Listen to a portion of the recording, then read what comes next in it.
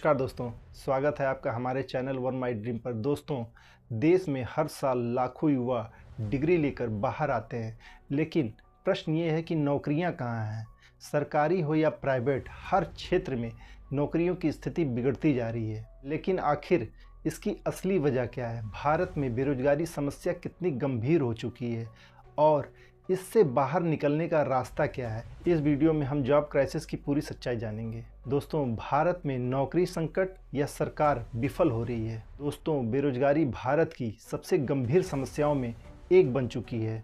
2024 में बेरोजगारी दर लगभग 7.5% थी, लेकिन यह आंकड़ा सभी क्षेत्रों की सच्चाई नहीं बताता है।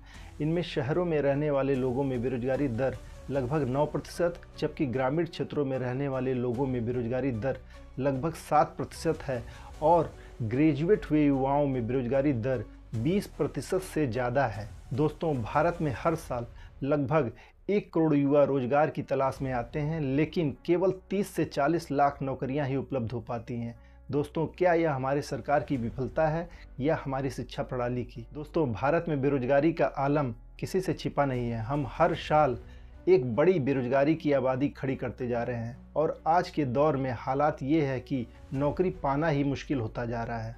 क्या देश में रोजगार के अवसर घटना ही बेरोजगारी की वजह है या इसके पीछे देश का एजुकेशन सिस्टम भी जिम्मेदार है? दोस्तों, बात शिक्षा पर होने वाली खर्च की करें तो शिक्षा पर खर्च होने में भारत दुनिया में 136वें नंबर पर आता है, जो कि शिक्षा की बेहद ही खराब स्थिति को दर्शाता है। दुनिया में शिक्षा पर सबसे ज़्यादा खर्च करने वाला देश नॉर्वे है। यह अपनी कुल जीडीपी का 6% से ज़्यादा खर्च करता है, जबकि अमेरिका अपनी कुल जीडीपी का 5.8% से लेकर 6% तक और चीन अपनी जीडीपी का 4% से लेकर 4.3% और भारत शिक्षा पर अपनी कुल जीडीपी का महज 2.9% से लेकर 3% तक खर्च करता है, जो अमेरिका और चीन की तुलना में काफ़ी कम है। दोस्तों, आपको सुनकर थोड़ा अजीब लगेगा।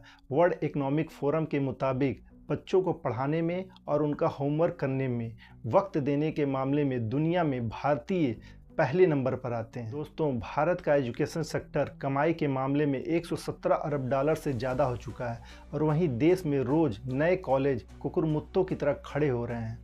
देश में प्राइवेट कॉलेज के हालात ये हैं कि इनमें से कई प्राइवेट कॉलेज शॉपिंग कॉम्प्लेक्स में, अपार्टमेंट में, यहाँ तक कि घरों में भी चल रहे हैं। इतना ही नहीं, देश भर के हाईवे पर आपको बड़े बड़े बिलबोर्ड नौकरी का वादा करने वाले कॉलेजों के विज्ञापन करते हुए मिल जाएंगे। दोस्तों, देश में बेरोजगारी होने के कौन कौन से प्रमुख कारण हो सकते हैं, आइए जानते हैं। पहला, शिक्षा और कौशल का असंतुलन। भारत की शिक्षा प्रणाली थ्योरी पर आधारित है, जबकि इंडस्ट्री को प्रैक्टिकल स्किल्स वाले लोग ही चाहिए और भारत में 60% युवा स्नातक होने के बाद भी इंडस्ट्री के लिए रेडी नहीं होते हैं। दोस्तों, हर साल करोड़ों युवा सरकारी नौकरी के लिए परीक्षा देते हैं, लेकिन उनमें से केवल 1% को ही सरकारी नौकरी मिलती है। इसकी मुख्य वजह यह है कि एसएससी, यूपीएससी, रेलवे में लाखों पद खाली हैं, लेकिन भर्ती प्रक्रिया बेहद ही धीमी है। प्राइवेट सेक्टर में अनस्टेबिलिटी, आईटी और अन्य क्षेत्रों में छटनी बढ़ रही है।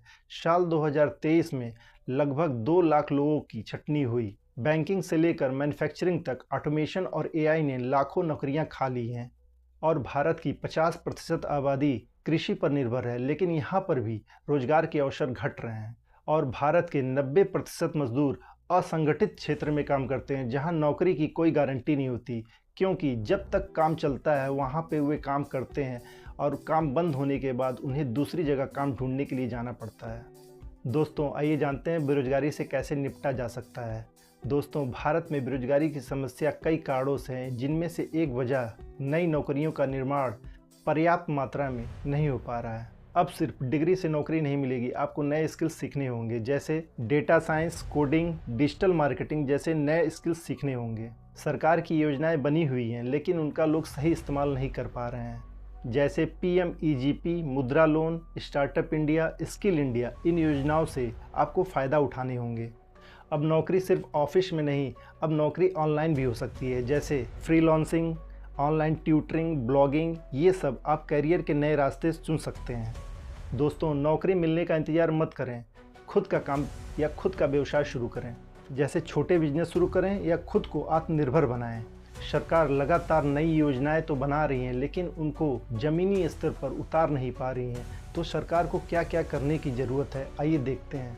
नई नौकरियों का सृजन और खाली पड़ी सारी वैकेंसी को टाइम से भरना चाहिए।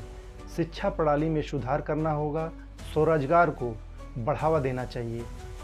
और हमारी कंपनियों को क्या करने की ज़रूरत है, जॉब सिक्योरिटी देना चाहिए। ट्रेनिंग और अप स्किलिंग प्रोग्राम शुरू करना चाहिए। नए क्षेत्रों में निवेश करना चाहिए, खास तौर पर एग्रीकल्चर में। तो भारत में बेरोजगारी को कम करने के लिए कुछ उपाय किए जा सकते हैं, जैसे ग्रामीण अर्थव्यवस्था को मजबूत करना, कृषि उत्पादकता में सुधार लाना, छोटे किसानों के लिए ऋण तक पहुंच बढ़ाना, सरकारी नीतियों में सुधार करना, नई नौकरियों के निर्माण को बढ़ावा देना, श्रम आपूर्ति में वृद्धि करना जैसे कई कदम उठाए जाने की आवश्यकता पर ध्यान देना होगा। दोस्तों, भारत में बेरोजगारी का संकट एक चुनौती है, लेकिन इसका समाधान हमारे हाथ में है।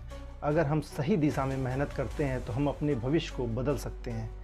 अगर आप इस मुद्दे पर जागरूकता फैलाना चाहते हैं तो वीडियो को लाइक करें, कमेंट करें और इसे शेयर करें। और हाँ, सब्सक्राइब करना ना भूलें। जय हिंद दोस्तों।